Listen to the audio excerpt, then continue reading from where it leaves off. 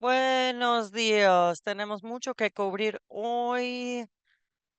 Hoy es el 21 de noviembre y nos pidieron también cubrir algo de lo que está pasando al nivel estatal. Entonces, vamos a cubrir algunas cosas de la legislatura estatal antes de hablar de Congreso y algunas cosas que están haciendo también de la parte de administración federal, algunas cosas que vamos a hablar al nivel estatal están relacionados con algunas de las actividades que están pasando al nivel federal. De pronto se acuerdan en la primavera el proceso de presupuestario del Estado estuvo así continuando. Muchos de ustedes se presentaron en audiencias o se pusieron en contacto con los políticos legisladores. ah, para hablar de lo que piensan que en qué se debe gastar los dólares, o sea, el dinero de los ciudadanos que pagan impuestos. Ellos hablaron de dos cosas. Uno fue educación especial y el otro fue Medicaid. Y esas dos cosas fueron los asuntos más importantes, o sea, los que escucharon durante el proceso. De eso todo viene de ustedes. Tuvimos éxito en ambas cosas, en ambas cosas.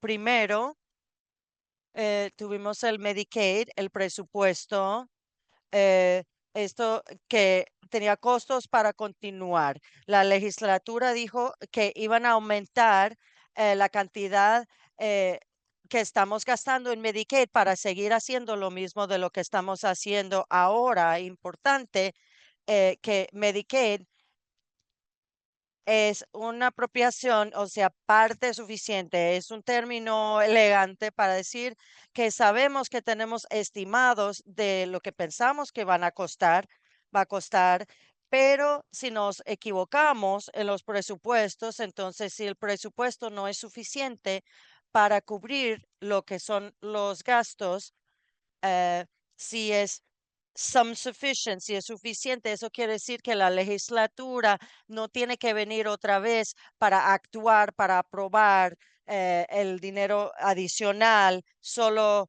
cubren los gastos. Entonces, Medicaid está hecho como para que la suma sea suficiente. El otro es cierto, eso quiere decir que la legislatura tiene que pensar en cuánto va a costar para hacer algo y ellos ponen, o sea, una cantidad fija para pagar esos costos, esas cosas. Y eso sí funciona bien si el costo es igual al presupuesto. O sea, los costos son lo que predijeron, o sea, y cabe dentro del dinero que han reservado. Pero si no, eso quiere decir que la legislatura tiene que tomar otras acciones para aprobar más dinero para esos programas o esos programas no tendrán suficiente para llenar o cumplir con la intención de la legislación o la legislatura. Tienen que buscar la forma de vivir dentro del presupuesto que han establecido. A veces eso quiere decir reducir servicios o hacer listas de espera o hacer alguna otra forma de hacer un recorte. Una explicación, claro, porque educación especial, porque educación especial es de una suma garantizada. eh, esta mañana pasamos mucho tiempo hablando de que cuánto le reembolsan los distritos escolares por lo que han gastado en estudiantes con discapacidades es bastante bajo. O sea, el dinero que recuperan es bastante bajo. O sea, los presupuestos, los últimos presupuestos han aumentado la cantidad de gastos para el presupuesto para educación especial, lo aumentaron de 30 centavos para cada dólar a 33 centavos por dólar a veces, es que ese aumento no ha sido igual al costo actual de los servicios. Entonces han creado o se han agregado más dinero, pero no es suficiente dinero para cubrir los gastos, a pesar de su intención de aumentar cuánto recuperan las escuelas, pero la realidad no ha, o sea, no ha cumplido con la realidad. Este lunes, el Departamento de Instrucción Pública, el DPI, calculó, basado en los reembolsamientos y los costos actuales que están diciendo los distritos escolares, de cuánto iba a alcanzar ese dinero del presupuesto. Es mucho menos de lo que la legislatura pensó y que fue su intención. Hacia la cifra de reembolsamiento actual, quiere decir que los distritos escolares recuperan 32 centavos de cada dólar han gastado en estudiantes en educación especial. Es importante porque los distritos escolares tienen la obligación de enseñar y proveer servicios para los niños con necesidades especiales. Y eso quiere decir que tienen que buscar dónde recortar en otras áreas del presupuesto o tienen que ir a los propietarios y decirles que tenemos que aumentar am, y reunir más dinero, o sea, aumentar los impuestos. Entonces el gobernador prometió que iba a ser 60 centavos y que iba a ser ah, de otro modo una suma o sea, suficiente.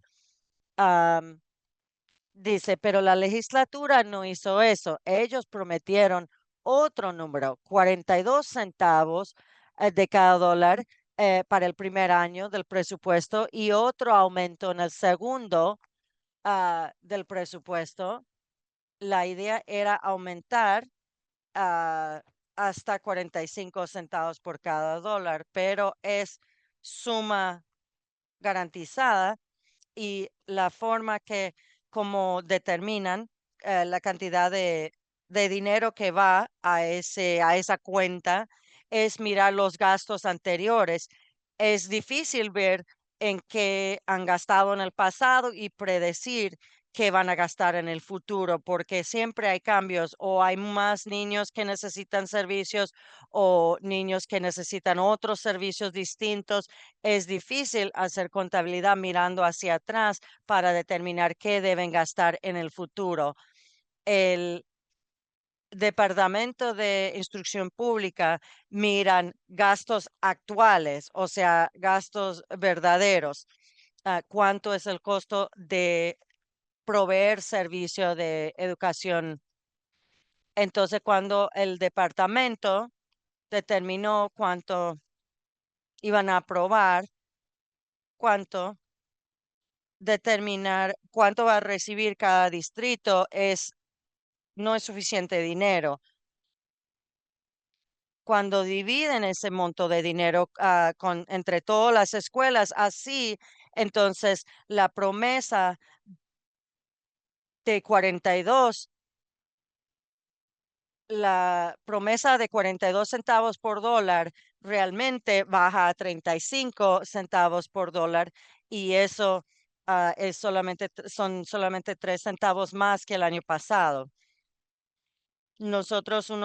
Pusimos nosotros una declaración en línea. Creo que el paso así de acción, lo que debemos hacer es acordar a los legisladores de hacer, o sea, ciclo tras ciclo tras ciclo, este sistema de determinar el presupuesto no equivale a más apoyo para estudiantes, más logren, porque hay que cambiar algo, porque seguimos metiéndonos en el mismo problema, la misma situación donde las escuelas necesitan, o sea, dinero de verdad, no necesitan una promesa de que si pueden levantar o subir los impuestos si necesitan más dinero. Eso no es garantía de lo que necesitan, es garantía de los fondos suficientes para proveer los servicios. O sea, una necesidad. importante es tener éxito en la legislación y después tener la triste realidad de que no es así por cómo lo calculan, cómo terminan gastando. En el contexto también de lo federal y los cambios que vemos a nivel federal en la educación especial, hemos escuchado de muchos que están bastante preocupados porque piensan que si no se alcanzan logros al nivel estatal, entonces en el aspecto federal puede impactar a los estudiantes que tienen discapacidades y su habilidad de poder tener apoyo en las escuelas. Otra actualización de la legislatura estatal es es una falta de acción. Posiblemente se acuerdan que la ley federal HR1 hizo muchos cambios al programa SNAP y eso in- incluyó varios cambios al programa SNAP y también requisitos para estados que van a tomar efecto.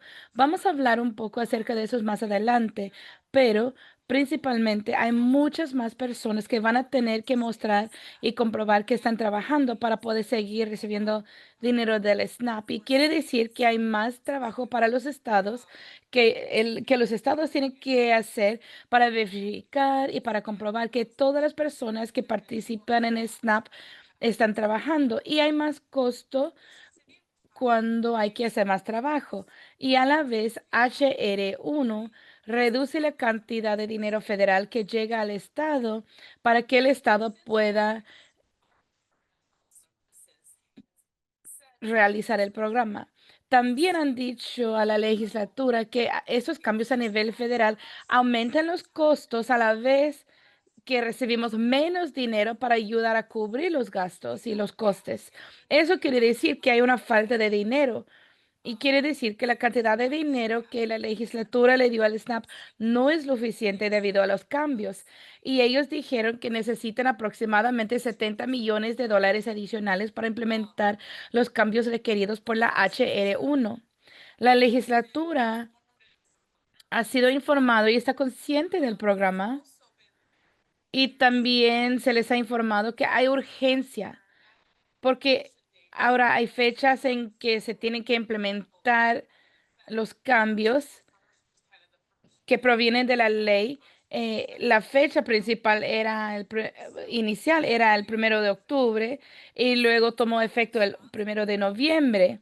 Así que los estados ya tienen que cumplir con los nuevos requisitos y lo que no se hace correctamente se cuenta como un error.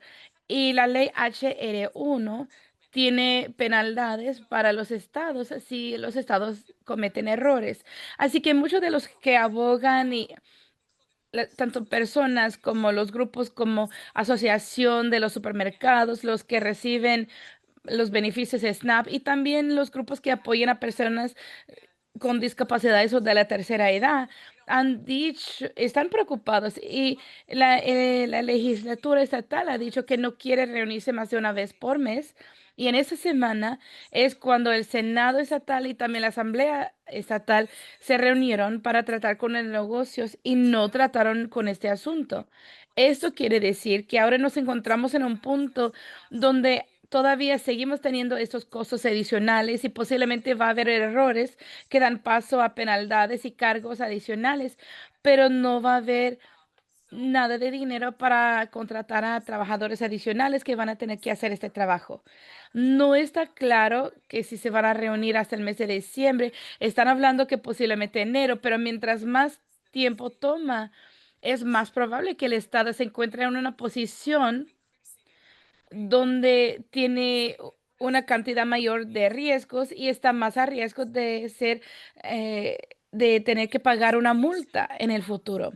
Ahora, en cuanto a la educación, para aquellos que reciben nuestras alertas de acción, seguramente recibieron una alerta de acción 2 veces en cuanto a estas dos leyes, que esencialmente hace que sea más fácil que los maestros saquen a los estudiantes del salón de clases si hay un evento disruptivo en el salón de clases. Y los que abogan por los estudiantes con discapacidades dieron a escuchar su voz, hicieron escuchar su voz Y también dijeron por qué esto va a afectar a estudiantes con discapacidades más de lo que debería, porque en Wisconsin es fácil ser excluido de los salones de clases en el estado de Wisconsin. Y pueden leer el testimonio aquí acerca de estas leyes y pueden ver Wisconsin Eye para escuchar la audiencia, pero fueron aprobados estas leyes en el Senado, completamente aprobados en el Senado el día de ayer. Quiere decir que no hay acción en el Senado, pero es buena oportunidad si es que uno tiene el deseo de hacerlo, de leer más acerca de esas leyes y luego ponerse en contacto con los senadores de su estado para decir, esas leyes pasaron en la asamblea, pero no pensamos que esto va a resultar en nada bueno para estudiantes que tienen discapacidades.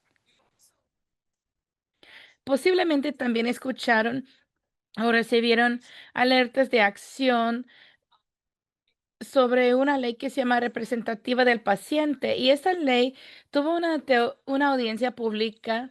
No estuvo programado para esa semana, pero los que abogan que vienen de las agencias y asociaciones para personas de la tercera edad, asociaciones legales y para asociaciones que ayudan a los que tienen discapacidades y los obreros, tienen muchas preocupaciones en cuanto a cómo esta ley puede hacer y poner a riesgo los pacientes y cómo pueden estar a riesgo de ser sujetos a abuso. Y piensan que no va a resolver el problema que están tratando de resolver, especialmente las personas que se ven incapacitados médicamente y cómo los van a trasladar y sacar del hospital. Entonces, muchos grupos enviaron comentarios a la legislatura y otros mandaron cartas y testimonios. Y creo que lo importante aquí es que los legisladores necesitan escuchar de los cuidadores familiares y necesitan escuchar que esto es algo que puede traer mucho riesgo para los pacientes. Y la oficina del gobernador es muy importante contactar a esa oficina del gobernador. Si miran el sitio web del Ion Lobby, ahí es donde pueden ver cómo muchas organizaciones se declaran, sea a favor o en contra. Y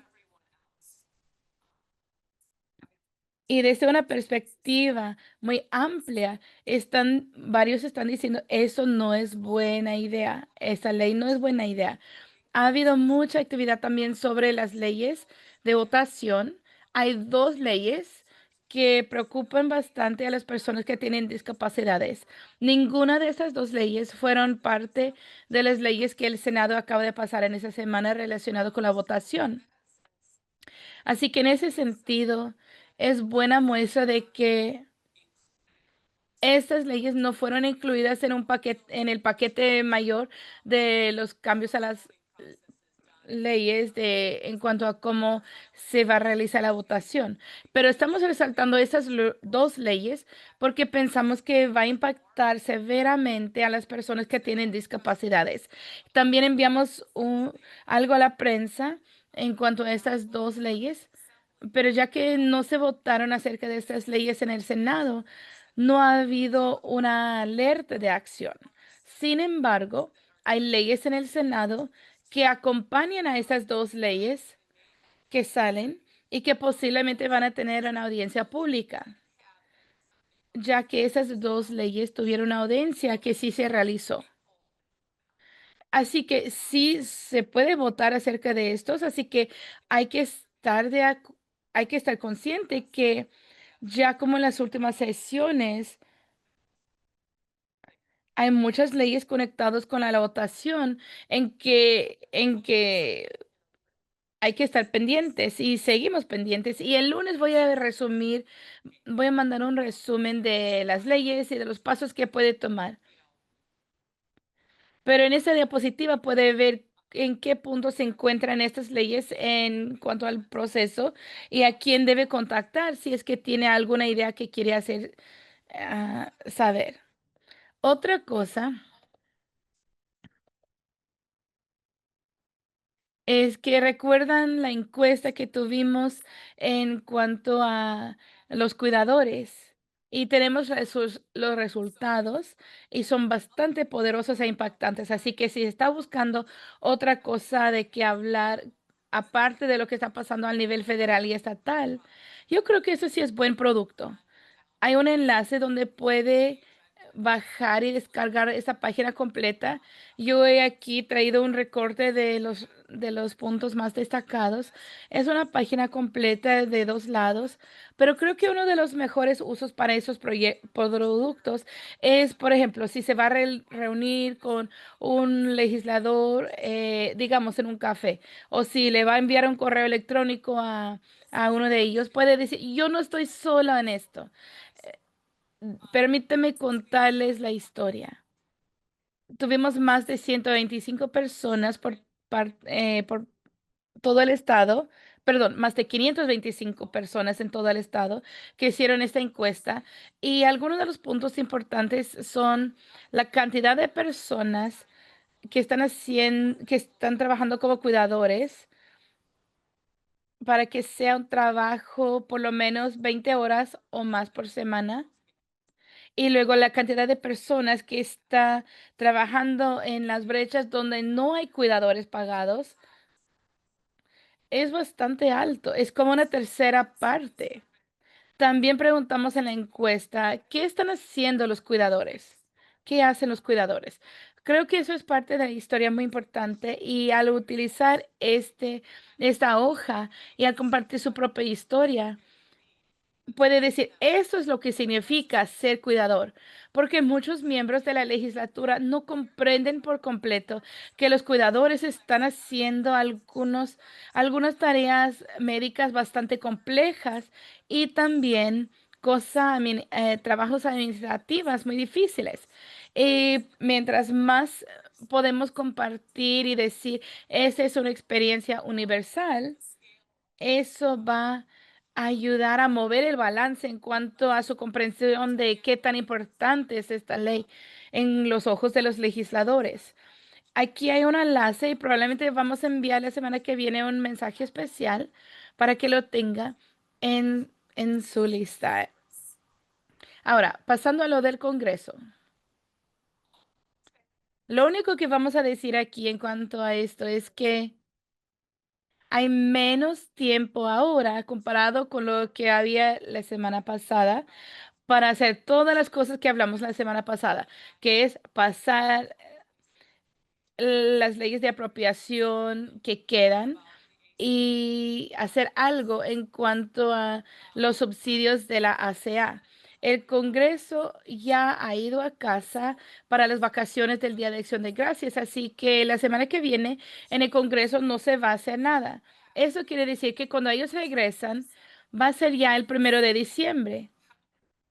Y pueden ver que poquito tiempo queda entre el 1 de diciembre y el descanso programado que sigue para que hagan todos los trabajos necesarios. El impacto del encierre no ha parado para los estados. Y cada estado puede diferenciar, bueno, mejor dicho, cada estado tomó decisiones diferentes en cuanto al trabajo, que si están retrasando el trabajo, si están trabajando más lento o si de hecho han parado el trabajo. Algunos estados han dicho, sí se ha dicho que los estados van a ser reembolsados por los gastos que habrían sido pagados por el gobierno federales. Sin embargo, no está claro cómo se interpretará ese lenguaje, porque muchos estados se ven muy nerviosos en cuanto a cómo el lenguaje se va a interpretar o que si acaso el lenguaje se va a interpretar de la manera para que los que toman decisiones van a cubrir los gastos. Y luego cuando dice que los gastos que habrían sido pagados por el gobierno federal, que si ciertos pagos o gastos serán considerados o no. El otro reto que sigue no nada más es el cierre, sino que los estados al ver las acciones recientes del gobierno, creo que realmente ha creado mucha más incertidumbre en cuanto a los presupuestos estatales y la planificación para el futuro.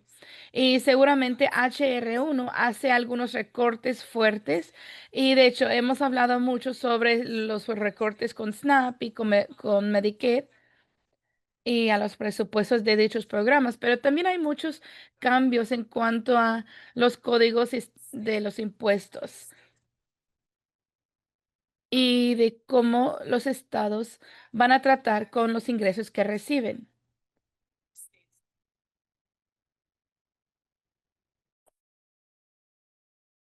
Eso puede afectar cuánto dinero está entrando a los estados. Creo que Colorado es uno de los estados donde eso ya ha pasado. Ellos han tenido que hacer varios recortes basado en Medicaid durante el verano para responder a los recortes al nivel federal. Ahora están en la segunda ronda de recortes en Medicaid, pero es algo que está considerando todos los estados.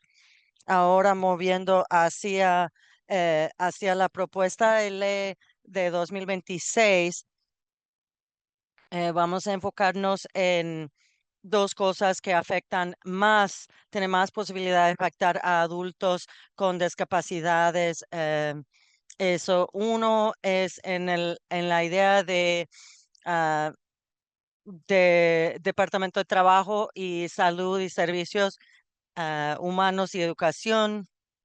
Quieren reemplazarlo con la propuesta otro y hay dos áreas esenciales dentro de eso. Ambos ah, propuesta tienen versión aprobado por la Cámara de Representantes y el Senado. Hay entonces algo de alineación en donde están de acuerdo, donde ah, miembros de Congreso están así, el senador Thune, ese paquete de las próximas 5 propuestas que él quiere manejar. También importante que ninguno de esas dos propuestas van a cambiar, ninguno afecta la propuesta del presidente que elimina los gastos de ciertas agencias. Ambos comités han dicho que estamos utilizando la misma estructura de financiación que hemos usado en presupuestos anteriores y no estamos haciendo ningún cambio a la alineación o eso. Están diciendo que vamos a tratar de hacer lo que el presidente ha propuesto en mayo. Es algo que nos alienta, por lo menos. em, que quizás no están cambiando por lo menos la estructura. Ambos de estos comités tienen reportes que no son leyes o algo, pero describe las intenciones de que el Congreso está comprometido a proveer, por lo menos el lado del Senado, están diciendo que estamos ah, comprometidos a gastar todo lo de vida comunitaria. Esto, ninguno de estas propuestas, la versión en la Cámara y en el Senado no concuerdan y ellos tienen que estar de acuerdo para que pasen y para que lo firme el presidente. Entonces va a haber cambios. Entonces, el comité es como son los expertos en el comité, pero y importa lo que dicen, pero no es igual a cuando todos los miembros del Senado o de la Cámara de Representantes, cuando están de acuerdo. No debemos mirar, o sea, no debemos pensar que en el comité la situación está positiva. No se puede decidir con eso. Entonces, nuevamente tenemos diciembre y el senador Thune ha dicho que él quiere mover o pasar 5 propuestas de apropiaciones antes de fin del año. Acuérdese que la resolución continua se vence enero 30. Si no lo completan en diciembre, tienen varias semanas en enero, pero todavía igual si no lo hacen en diciembre, existe, pero no, igual no es mucho tiempo para poder pasar y aprobar legislación grande. Otra cosa que estamos lidiando, el vencimiento del plan de los subsidios para el mercado, ah, se van a vencer el 30. Hemos pasado mucho tiempo hablando de esos subsidios, obviamente, el periodo de inscripción abierta. Algunos estados tienen una fecha límite de diciembre 15 para escoger un plan en el mercado. Y entonces la noticia importante es que el Congreso decidió no extender los subsidios en el HR1 en todos los impuestos y lo han escogido nuevamente a través de la resolución continua, independientemente. Y ahora estamos ya bien dentro del periodo de inscripción abierta, hasta el momento que muchas personas que lo están mirando, aún si extienden los subsidios, los estados tendrían que am, correr así, hacer mucho para hacer que las personas que están buscando su plan médico y eso para poder decidir cuál plan va a cubrir qué cosa. Entonces, el plan está cambiando.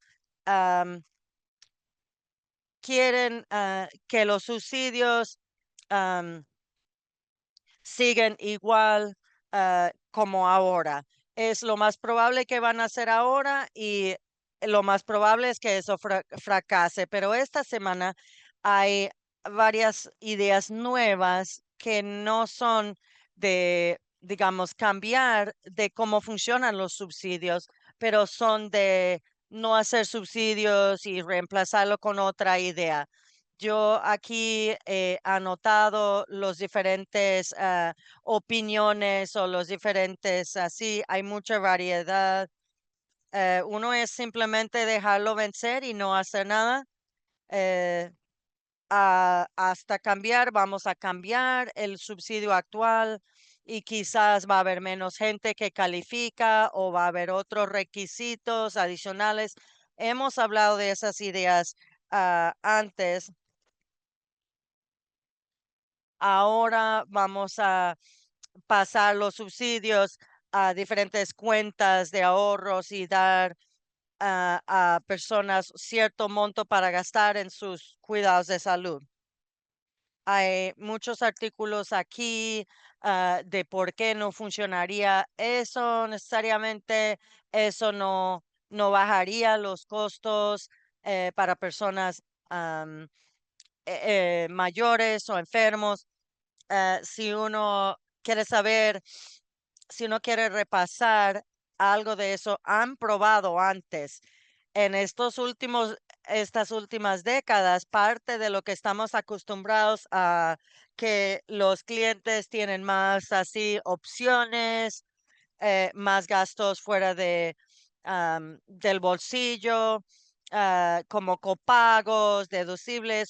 Esa es una forma de asegurar que los usuarios tengan algo de responsabilidad económica, porque nosotros creemos que van a hacer otras decisiones si tienen que pagar para ciertas cosas. La evidencia no demuestra que eso funciona en realidad. Y hay varios motivos. O sea, uno, hacer compra, o sea, buscar diferentes proveedores, eso no es realidad, no es realística para mucha gente, la mayoría de la gente. Hay proveedores, han expandido más y más y más grande, quizás uno domina. ciertos cuidados que necesita pacientes no saben que sus doctores van a recomendar. am, no saben si hay otra opción más económico, si deben decir no a cierto examen que le están diciendo que deben tener, muchas cosas que donde están diciendo poner más para escoger al usuario realmente no funciona en realidad. Y muchos expertos dicen que esta idea de simplemente dar un monto fijo de dinero, eso realmente no soluciona gastos más altos para cuidados de salud y no significa que las personas van a tener suficiente para pagar sus necesidades. Lo que uno puede preguntar al Congreso, uno puede preguntar qué piensan sobre extender los subsidios del mercado del Affordable Care Act. Em, Preguntar si van a votar para extender los subsidios. No hemos escuchado muchos detalles de cuál es su plan y cómo es diferente y cómo funcionaría. Entonces, si uno tiene miembro que dice que no quieren extender los subsidios, como que quizás quieren hacer cuentas de ahorros para cuidados de salud, vale la pena preguntar, bueno, su plan, ¿cómo abarca el problema que usted asume? O sea, ¿qué hace para asegurar que el costo va a ser menor en el futuro y yo voy a tener acceso a lo que yo necesito y que el aumento en gastos no me van a pasar esa responsabilidad a mí, a la persona que nada más está buscando cuidados de salud? Otras preguntas que uno puede preguntar al Congreso sobre las apropiaciones para el 2026. Algunos son ya conocen estos. Preguntar si esto es lo correcto, lo que deben hacer, porque las opiniones en el Congreso siguen cambiando, siempre están cambiando. Ahora hay, por ejemplo, la administración dice, bueno, vamos a correr programas del Departamento de Educación a otros departamentos y vamos a hacer cambios que pueden afectar quién recibe el dinero y cómo se puede usar, como hablamos de los fondos para vivienda. Es una pregunta, buena pregunta, decir, ¿usted va a hacer algo de eso si está poniendo una propuesta, un plan que quiere decir que estos proyectos reciben fondos a cierto nivel? ¿Cómo pueden garantizar que esos programas van a poder seguir con la misma eficacia, el mismo efecto como actualmente? Cambiando ahora de la administración, vamos a empezar con algo positivo. Durante los últimos meses hemos ido siguiendo una propuesta de cambiar una regla que la primera administración de Trump quiso hacer, pero se le corrió el reloj y no pudieron implementar. Y lo hablaron, creo que lo hablamos hace un par de semanas, eh, debido a el rebote, o sea, la bulla de cuando personas aplican para SSDI, eso lo han eliminado. Muchas personas pensaron que muchas personas de 50 para arriba no iban a calificar para discapacidad y potencialmente así iban a tener que recibir mucho menos dinero y tener que entrar a Seguro Social. Acuérdese que el Fondo para Discapacidad tiene fondos distintos de los de jubilación y entonces el dinero que está reservado para servicios de discapacidad, eso queda intacto. Entonces había mucha preocupación que ese cambio realmente iba a significar que muchas personas que deben realmente calificar para discapacidad los iban a negar, y qué pasaría después. Es entonces una mezcla así porque hay otro cambio que están proponiendo también para los últimos años, varios años. ah, ha habido un esfuerzo para más actualizar bates, para ayudar a determinar si una persona que estaba aplicando para seguro social de discapacidad, el SSDI, si esa persona iba a calificar. Muchos de esos trabajos que estaban en ese base de datos ya no existen. Ese, por ejemplo, un operador de código de teléfono o uno que clasifica nueces o algo. Hay necesidad de actualizar los bases de datos, dependiendo, porque considerando los posibles trabajos que podría hacer uno, afecta si califican las personas o no. Hay personas, defensores de personas con eso, hay programas que la agencia puede decir, mira, uno no es tan discapacitado porque uno podría hacer esta clase de trabajo como una forma de negar beneficios para muchas personas que están aplicando. Sin embargo, la remoción de la edad como factor para la discapacidad fue tan posiblemente dañino que muchos de los que abogan por los derechos dicen que ganar en ese punto, eso lo vamos a considerar una victoria y luego después nos vamos a preocupar por la segunda parte. Y en esta semana hubo mucha cobertura y mucho se ha hablado sobre el anuncio por parte de la administración del Trump de eliminar el Departamento de Educación. Y hemos hablado acerca de algunas de las preocupaciones que hay a nivel nacional de qué pasaría con la ley IDEA y de lo que pasaría con los estados y con todo el conocimiento que actualmente hay con ese Departamento de Educación. No es seguro.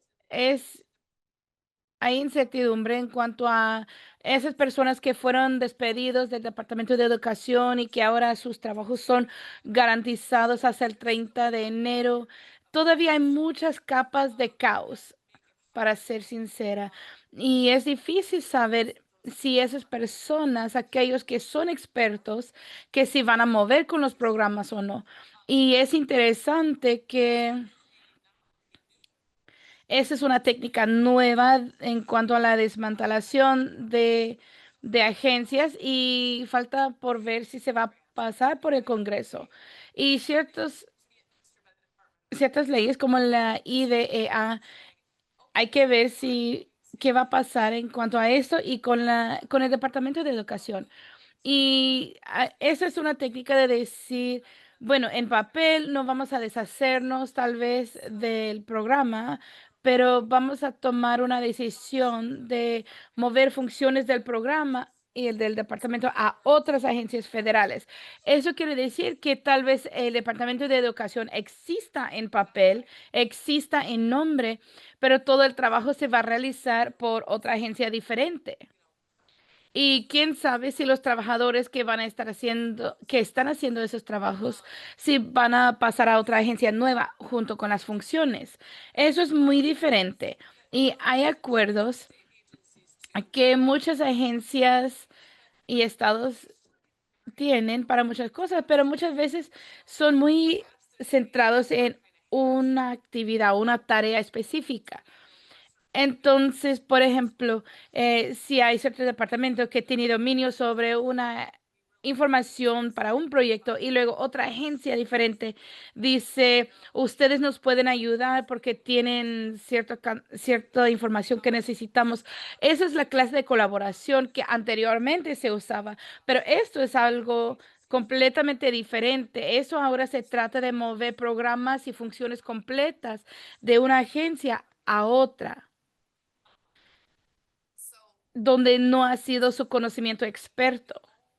Actualmente no hay ningún plan y sí se identificaron a 6 planes como los que se iban a mover a departamentos diferentes, especialmente dentro del departamento de labor y con programas centrados en personas, los nativos americanos, pero en el plan del 2025 había algo de mención de que educación especial se iba a pasar al Departamento de Servicios y Salud, de Salud y Servicios Humanos, pero todavía no hay un acuerdo. Y a la vez no han descartado la idea de pasarlo a la Oficina de Derechos Civiles o de mover la Oficina de Educación Especial a otro lugar diferente. Y alguien compartió la respuesta que recibió de parte de una persona del Congreso la semana pasada indicando. Bueno, mejor dicho, esta persona contactó a la persona del Congreso para compartir sus preocupaciones y la persona quien le respondió dijo que las funciones iban a pasar al Departamento de Servicio de Salud y Servicios Humanos o la DHHS. Definitivamente es algo que están pendientes los expertos en abogacía. Ahora, no hay un plan formal, pero en esta semana se dijo que el secretario de la USDA dijo que el plan iba a ser que todas las personas tuvieran que volver a solicitar beneficios de SNAP, pero no hay idea en cuanto a la fecha límite, los requisitos, que si van a ser diferentes o no los requisitos. Simplemente hicieron esta declaración, pero definitivamente comunica que hay intención de hacerlo así. Y de por sí, los estados ya requieren que los participantes en SNAP actualicen su información cada 6 meses. Y hay mucho papeleo que los recipientes de SNAP tienen que hacer, pero la retórica, si uno quiere entrar más profundamente en este artículo, se enfoca en la idea de que hay 42 millones de hogares que dependen de los beneficios de SNAP y ellos dicen que esa cantidad de hogares es demasiado, es exceso. Es excesivo y que quieren asegurar que solamente los que necesitan los beneficios de SNAP lo pueden recibir y como que ellos están diciendo que no puede caber necesidad en 42 millones de hogares. Este tema es algo que r- vuelve una y otra vez desde el mes de marzo hasta acá y conecta con datos que las agencias federales han estado controlando. Y ahora la pregunta es cómo se usan estos datos y cómo la información se usa con otros departamentos. Así que ese es un artículo que salió en Wired y eso compruebe lo que ya sospechábamos, que los datos de Seguro Social ahora se está usando por el Departamento de Seguridad Nacional o la DHS. Y otra pieza importante de esto es que el Seguro Social. Bueno, antes ellos solamente podían desactivar el número de seguro social de una persona si es que la persona falleciera. De, acti- de activar un número de seguro social es algo grande, es algo grandísimo, porque eso quiere decir que uno corta la vida económica o financiera de la persona, porque uno no puede trabajar sin el número de seguro social y muchas cosas no pueden pasar si uno no tiene un número de seguro social. Entonces, la desactivación de un número de seguro social es algo que toma mucho tiempo corregir. Y ahora parece que ahora ya no va a ser necesario que alguien indique que una persona haya fallecido para la vida financiera de la persona. Ahora existe un código que identifica ciertas circunstancias y cierta clase de datos que señala a esa persona, o mejor dicho, al número de seguro social, como para indicar que el estado de ciudadanía de cierta persona no es clara. Y también existe una idea que dice que la administración quiere crear un base de datos nacionales en cuanto a la ciudadanía. Y realmente esto afecta personas que utilizan servicios gubernamentales como ayuda con la vivienda, beneficios de la comida y la cuestión de ciudadanía con el censo. Así que al tener acceso a a esos datos es un paso muy grande en cuanto a su meta de saber quién es ciudadano y quién de esas personas está utilizando los beneficios. Pero el seguro social y el dato de los seguros social no se debería usar por propósitos de la ciudadanía, porque no confirman el estado de ciudadanía con certeza. No tienen información completa para cada persona que tiene un número de seguro social. Existe una indicación de ciudadanía, pero no tiene pruebas definitivas. Y definitivamente no se debe usar para comprobar o no la ciudadanía de la persona o no. Al emparejar y al combinar categorías y grupos de datos diferentes entre bases de datos diferentes, hay errores. Hay personas que tienen el mismo nombre, hay personas que se casan y cambian de nombre. Hay errores que pasan y el cruzar los datos en las bases de datos quiere decir que las personas que legalmente sí se encuentran aquí o los que son ciudadanos de los Estados Unidos podrían verse afectados y ser determinados como no ser ciudadanos y luego pueden enfrentar consecuencias que no se les debería tocar, inclusive su habilidad de poder trabajar, de votar y de recibir beneficios.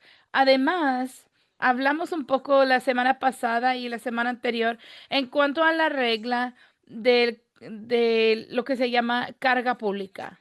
Y en esa semana la administración dijo que iba a hacer algo un poco diferente en vez de solamente reavivar esa regla y en vez de reavivar la regla oficial y formal, quieren que el Departamento de Seguridad Nacional actualice sus pautas y no hay fecha en que se va a salir, pero de usar una técnica donde se le dan a los oficiales de migración la habilidad de poder determinar am, si piensan o no que una persona va a llegar a ser una carga pública.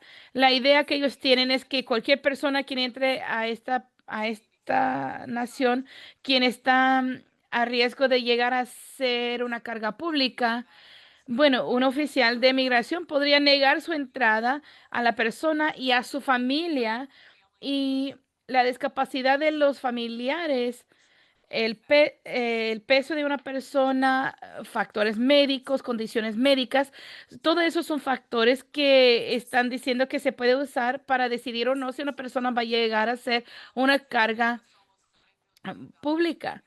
Y están diciendo que ellos piensan que eso ahorraría a casi 9 billones de dólares cada año al programa de Medicaid, porque dicen que personas que de otras maneras podrían calificar, están diciendo que los que no tienen el estado inmigratorio y se van a ver limitados.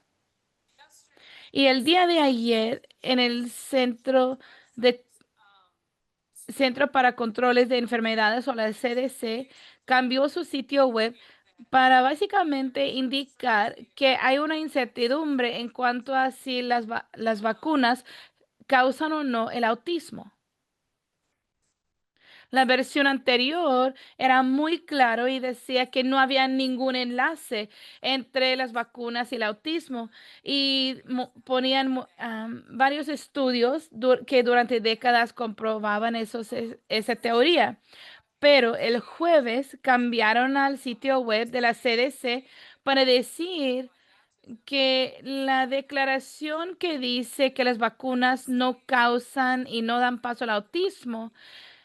Ahora dice que existen estudios que dicen lo contrario y que ya que algo no se ha descartado con una certeza de 100%,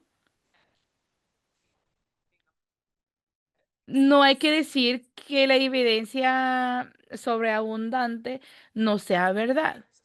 Han habido 30 años de estudios que han dicho constantemente que no existe conexión entre el autismo y las vacunas, pero la parte más grande de este cambio es que ahora eso es diferente en el sentido de que este es un sitio web formal de la CDC que ahora está cambiando la información para cuadrar con una narrativa política que posiblemente tenga un resultado diferente con respecto a las vacunas y de que las personas con el autismo están en medio de esto.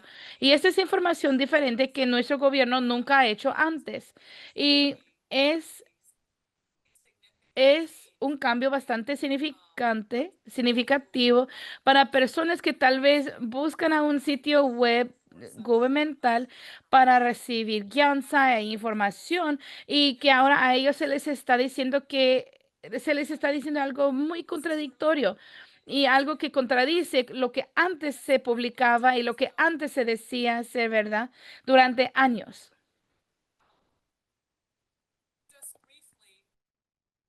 Entonces, brevemente, mientras que estamos pensando en los subsidios, ah, del mercado o quizá la eliminación, es importante mencionar que la administración ha ido promoviendo ah, planes de corto plazo de seguro médico, como uno, cómo comprar, qué buscar, etcétera.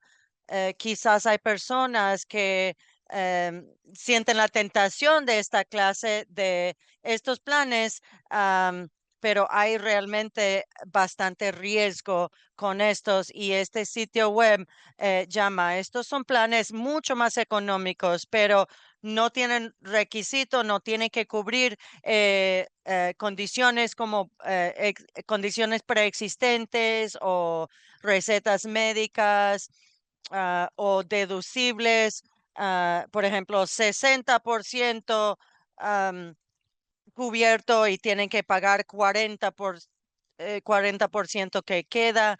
Personas pueden quedar endeudados, o sea, de cientos de miles de dólares, mientras que si uno compra un plan de estos, solo que sepa si está hablando con alguna persona que está buscando un plan. Sí hay unos planes que son más económicos, pero esos planes no tienen que cumplir con los requisitos del Affordable Care Act y pueden terminar al final bien costosos al final del día.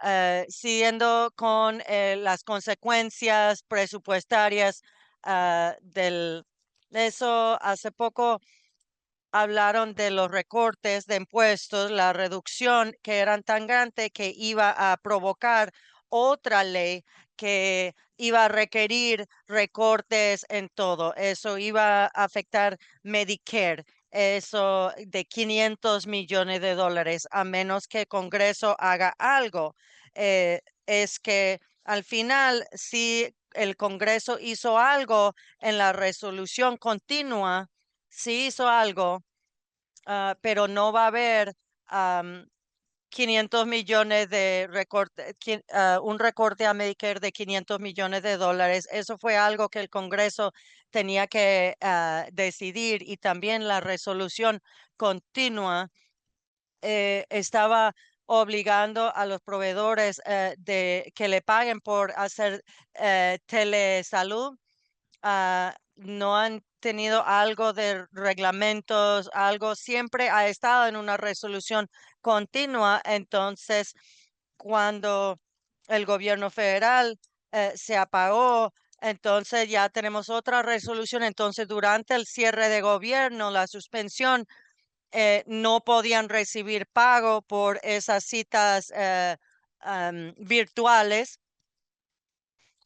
y ahora siguió, pero estamos esperando que telehealth am, siga siendo aprobado, pero si hay legislación formal que dice que sí podemos cubrir esto. Moviendo ahora, hablando de SNAP, hemos hablado de como algunos de los participantes de SNAP, había mucha gente que antes no tenían que comprobar que están trabajando. Hay otra parte, si uno no prueba que está trabajando suficiente, nosotros le damos 3 meses y después uno pierde el beneficio por completo. Es otra cosa que no hemos hablado mucho.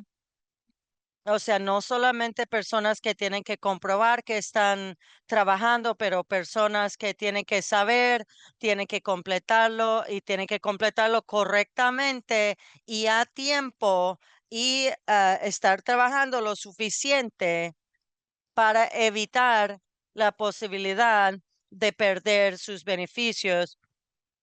Em, Este artículo dice básicamente que hay muchas personas que posiblemente no van a poder hacer eso, entonces quizás no se dan cuenta que están en una línea de tiempo donde pueden perder sus beneficios porque no han cumplido con los requisitos nuevos.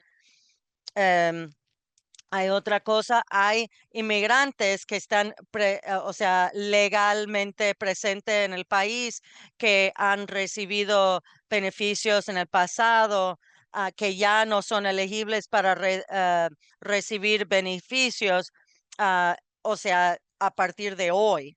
En estos meses podemos empezar a ver que 42 millones de personas, ese número se asume que va a bajar.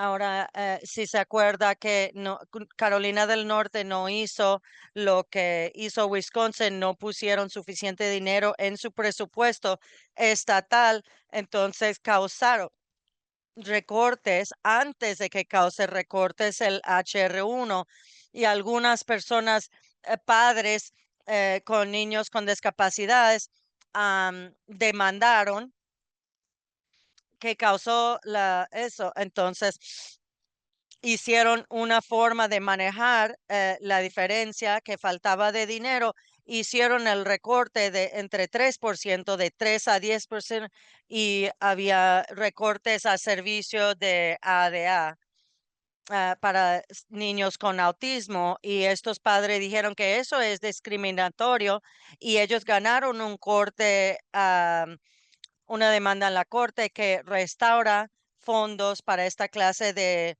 terapia para niños con autismo, porque uno dice, mira, esto está corriendo el riesgo de que estos niños queden en instituciones.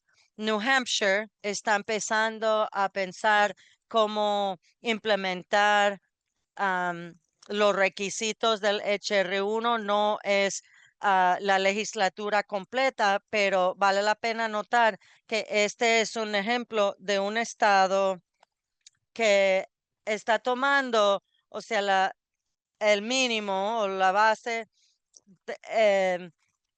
federal y extendiendo aún más requisito. El requisito requiere que uno, para la población de expansión de Medicaid, Wisconsin no. Entonces, esto aplica a la población que quedó cubierto la parte adicional. Una parte es que tienen que comprobar que en vez de cada año, tienen que comprobar cada 6 meses. New Hampshire dice que nosotros lo vamos a hacer, o sea, cada cuarto de año, 4 veces al año. Las personas tienen que comprobar que están trabajando. Eso están haciendo algo también que personas no pueden decir que están trabajando. En vez de eso, la propuesta de ley como está escrito requiere documentación. Eso es bastante problemático para varias personas porque hay una variedad de formas de cumplir con los requisitos. Si uno está trabajando 80 horas por mes, quizás eso sí es fácil, pero uno puede o puede estar trabajando o trabajando o trabajando como voluntario, o estudiando, pero depende de, especialmente si uno tiene que ir a varios sitios a recolectar las pruebas necesarias para comprobar que está cumpliendo con los requisitos. Es otra cosa que se hace una barrera en poder cumplir, y realmente el efecto al final del día es que puede afectar quién califica o hacer que muchas personas ya no califiquen si no cumplen con los requisitos. Los estados tienen que empezar a tomar decisiones cómo van a cumplir con estos requisitos, y CMS no ha dado nada de dirección en cómo hacerlo. Último, el HR1 cortó mucho dinero para Medicare y hemos pasado mucho tiempo hablando del efecto en cuidados rurales, porque ahí hay muchos más pacientes que dependen de Medicaid, y am, esos hospitales y clínicas dependen